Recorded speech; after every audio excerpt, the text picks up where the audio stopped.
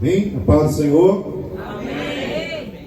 Glória a Deus. Aleluia. Mais uma noite na presença do Senhor Jesus. Glória a Quem Deus. veio aqui adorar o Senhor? Amém. Nós viemos, a única forma de nós adorarmos a Deus é dando louvor e adoração ao Senhor.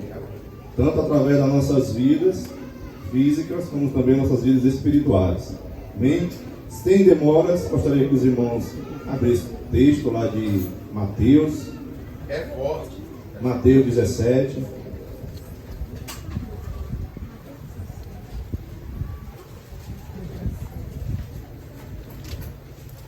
Ontem à noite nós tivemos aqui encontro de casais. Foi uma bênção. Aleluia. Quem esteve aqui, encontro de casais, foi uma bênção, a glória de Deus. Pastor Claudinei trouxe uma palavra aqui abençoada. As irmãs saem aqui numa alegria. Verdade.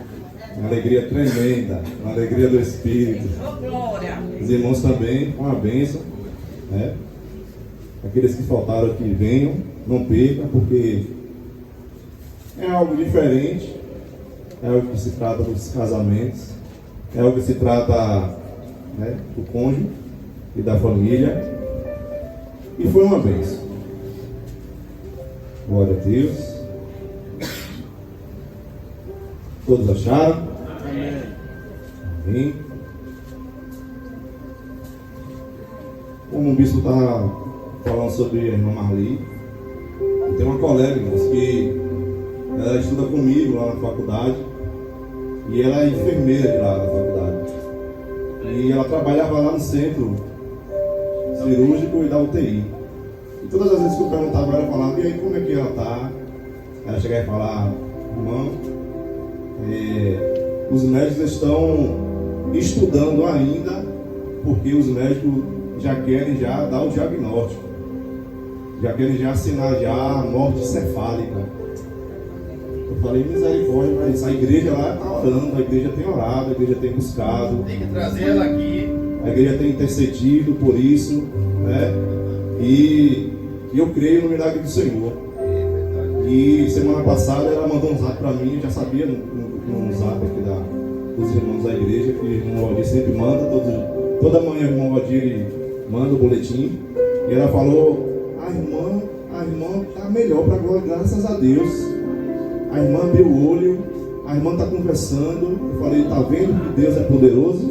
Está vendo que Deus faz milagre? Está vendo? Foi através da oração, através da intercessão, irmãos.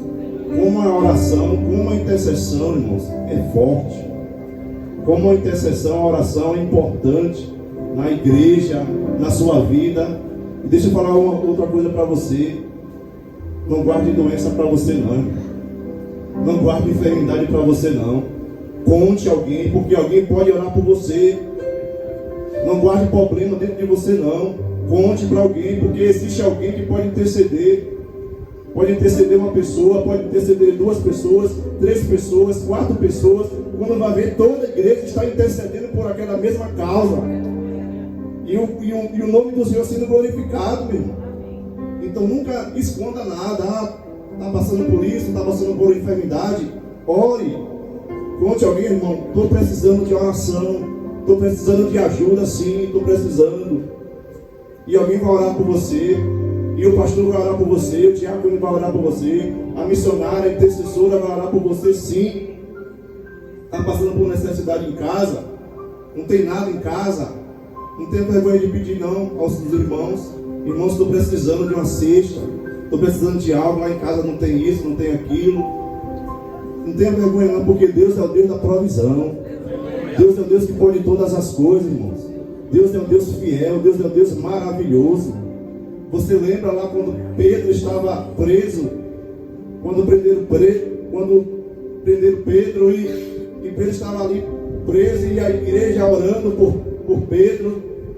E o texto diz que houve um episódio que Pedro teve uma visão e o anjo entrou na cadeia e tirou Pedro da prisão. Porque a igreja estava orando. A igreja estava intercedendo, irmãos. Antes de eu trazer a palavra para os irmãos, isso é muito importante. na nossa vida, sabe por quê, irmãos? Porque muitas das vezes nós estamos em outros tempos, nós estamos em outros momentos. Quantas das vezes nós pegamos o celular, irmãos? Quantas das vezes você pega o seu celular, você começa a folhear, começa a olhar, e quando vê você tem meia hora, você tem uma hora de relógio, com o seu celular, usando o celular. Quantos passam meia-noite? Quantos passam a noite toda? Quantos passam a noite toda usando o celular? No Facebook, no Instagram, no Zap. Mas muitas das vezes a gente não tem um minuto para a gente dar ao Senhor. Às vezes nós não temos nem 10 minutos para nós colocarmos o nosso joelho no chão e orar pela vida daqueles que estão necessitados, ou orar pela nossa vida que nós estamos precisando. Precisamos do batismo do Espírito Santo, meu irmão. Nós precisamos da glória de Deus ser derramada em nossas vidas. Irmão, nesses últimos dias, só quem vai sobreviver aqueles que têm a glória do Senhor, irmão.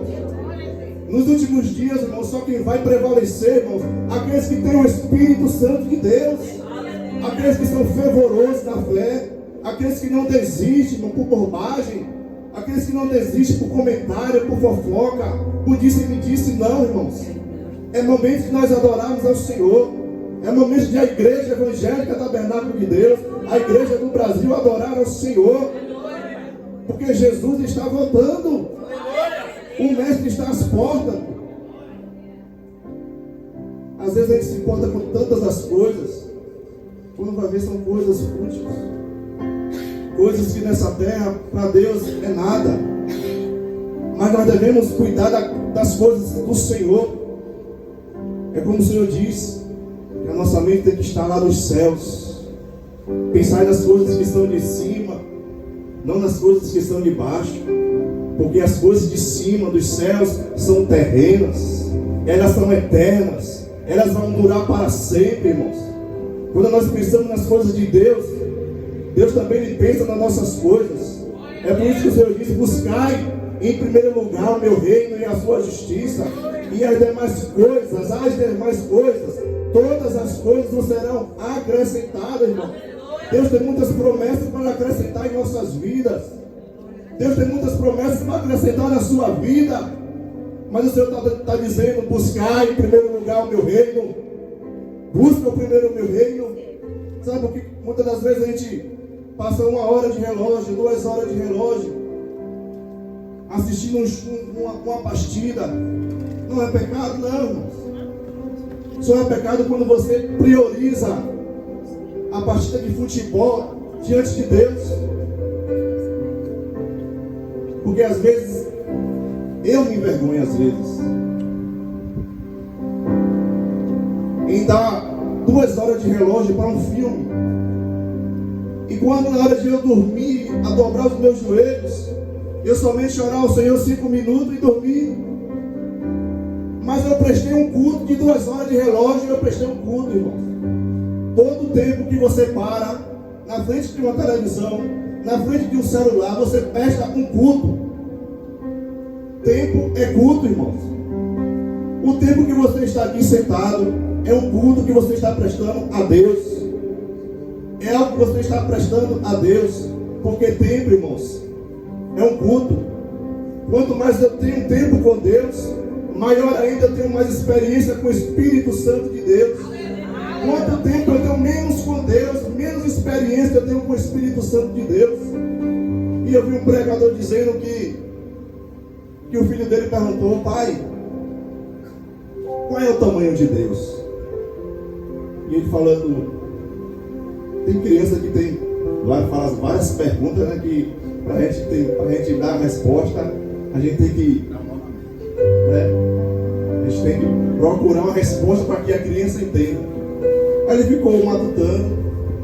Aí uma certa ocasião a criança estava viajando com ele e pararam no aeroporto. Aí o pai perguntou: filho, você está vendo aquele avião que está lá em cima? Aí o filho: pai, sim, eu estou vendo. Qual é o tamanho daquele avião, filho? Aí o filho: bem pequeno, meu pai. Por que, filho? Porque eu estou vendo de longe, é bem pequeno, não dá nem para ver direito. Aí depois, quando o avião pousou, teve soro. Aí o pai perguntou: filho, você está vendo o tamanho deste avião? Aí o filho: pai, é imenso, é grande demais esse avião. Aí o pai chega e fala para o filho: está vendo, filho? Assim é Deus. Quanto mais você está perto de Deus, maior é Ele na sua vida. Quanto mais você está perto de Deus, maior Ele fica, muito maior do que os problemas. Maior ainda são as bênçãos de Deus em nossas vidas, meu irmão. Mas quanto mais você está distante de Deus, é como um avião que você está olhando dos céus. Deus se torna pequenininho para você, os problemas se tornam grandes demais, e às vezes sucumbe, às vezes sufoca. Mas quando você está perto de Deus, irmãos, aí os problemas ficam bem pequenininhos. Aí você consegue resolver aquilo que você não consegue resolver. Aí Deus resolve para você. Aí Deus, Ele te dá a vitória. Vamos lá para o texto, para a gente não demorar. Mateus 17, versículo 1, diz assim: 6 dias depois, tomou Jesus consigo a Pedro e aos irmãos Tiago e João, e os levou em particular a um alto monte, e foi transfigurado diante deles, e o seu rosto resplandecia como o sol, e as suas vestes tornaram-se brancas como a luz. E eis que lhe apareceram Moisés e Elias, falando com ele. Então disse Pedro a Jesus: Senhor, bom estarmos aqui. Se queres, farei a ti 3 tendas. Uma será tua, outra para Moisés, outra para Elias. Falava ele ainda quando uma nuvem luminosa os envolveu, e eis que vindo da nuvem uma voz que dizia: Este é o meu filho amado, em quem me comprazo. A ele ouvi. Ouvindo aos discípulos, caíram de bruços e tomados de grande medo. Aproximando-se deles, tocou-lhe Jesus, dizendo: Erguei-vos e não temais. Então eles, levantando os olhos, a ninguém viram, senão a Jesus. Diga-se comigo: Senhor, me abençoe com a tua palavra, sem a qual não sei viver. Poderia ficar à vontade. Esse texto é um texto que fala da transfiguração de Jesus. É um texto, tem algumas polêmicas nesse texto, mas eu não vou me deter a elas. Mas 6 dias depois, 6 dias depois de quê? Porque foi o dia que, antes dos 6 dias, Jesus chegou para os discípulos e perguntaram aos discípulos, depois de estarem muito tempo com os discípulos, Jesus perguntou: a quem vocês acham? A quem dizem que eu sou? Né? Aí os discípulos responderam: Senhor, uns dizem que tu és João Batista, uns dizem que tu és Elias, tu és Jeremias. E Jesus diz para os discípulos e fala: e vós? O que é que vocês dizem que eu sou? Eu acredito que nesse momento todos ficaram calados. Mas levantou um da multidão, levantou um no meio da reunião e disse: Senhor, tu és o Cristo, tu és o Filho do Deus vivo. E Jesus automaticamente chega a falar: Pedro, tu não foi carne nem sangue que te revelou essas coisas, mas foi o meu Espírito, foi o meu Pai que está nos céus que te revelou todas essas coisas, irmãos. Sabe por quê? Porque carne e sangue não revela a experiência que nós temos com o Senhor Jesus. Carne e sangue não revela, mas quem revela, irmãos, é o Espírito Santo de Deus. E Jesus chega para Pedro e fala: Pedro, a partir de hoje, tu não serás, teu nome, para a gente não errar, diz aqui, ó, do lado, bem do ladinho, 16, 17. Então Jesus lhe afirmou: bem-aventurado és tu, Simão Bar-Jonas, porque não foi carne e sangue que te revelaram, mas meu Pai que estás no céu. Também eu te digo que és Pedro, e sobre esta pedra edificarei a minha igreja, e as portas do inferno não prevalecerá contra ela. Então, irmãos, foi depois desses 6 dias que Pedro foi usado através do Espírito Santo de Deus. E Jesus chega, pega Pedro, Tiago e João. Você já viu aquele texto, aquele louvor, aquela música? Pedro, Tiago e João. Você já viu? Então Jesus pegou Pedro, Tiago e João, em particular. Alguém já te chamou para orar em particular? Quantos aqui já chamaram para ir para o monte? Quantos aqui já chamaram você para ir para o monte? Glória a Deus. Quantas e quantas vezes já nos chamaram, irmão, para nós irmos para o monte? Assim foi Jesus. Em particular, ele fala: Pedro, Tiago, João. Sabe? Quando você tem aqueles mais achegados, bora ali comer no restaurante. Então Pedro, por que Jesus chamou os 3? Porque eram os 3 que andavam mais com Jesus. Eram os 3 que tinham mais intimidade com Jesus. Eram os 3 que tiveram mais experiência com Jesus. Então, se eu ando mais com alguém, eu vou conhecer mais dela.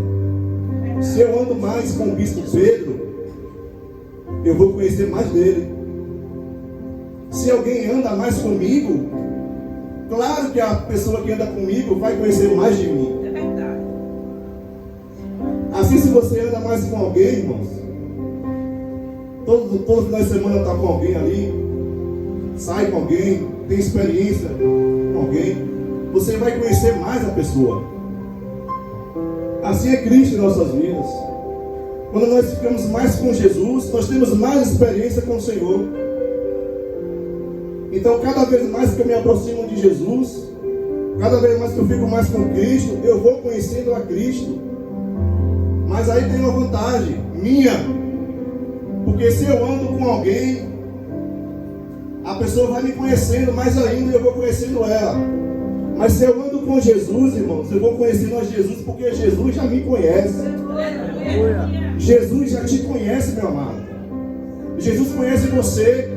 Então não adianta nós escondermos nada de Jesus, porque se Jesus já me conhece, então eu vou andar muito mais com Jesus, porque Jesus sabe as minhas falhas, Jesus sabe os meus pecados. Então, se Jesus sabe as minhas falhas, os meus pecados, todos os dias eu vou estar prostrado diante da face de Jesus. Eu vou estar prostrado diante da presença do Senhor. E o Senhor chega para eles, para os discípulos, e vem. E eles acompanharam Jesus. E levou em particular, chamou a primeira subida do monte. A Bíblia fala que os discípulos, eles viram a glória do Senhor. Os discípulos viram Jesus se transfigurando, irmãos. A Bíblia fala que o rosto do Senhor brilhava como o sol, que as vestes do Senhor eram como branca, como a luz. Aleluia. E os discípulos viram Jesus, a glória do Senhor, a glória do unigênito, o poder de Jesus. Aleluia, Deus. E os discípulos ficaram aterrorizados. Os discípulos ficaram perplexos com aquilo que eles estavam vendo. Porque, irmãos, até antemão, Jesus, a Bíblia fala lá em Filipenses 2, que Jesus, ele abriu mão da sua glória, irmãos. Ele esvaziou de si mesmo.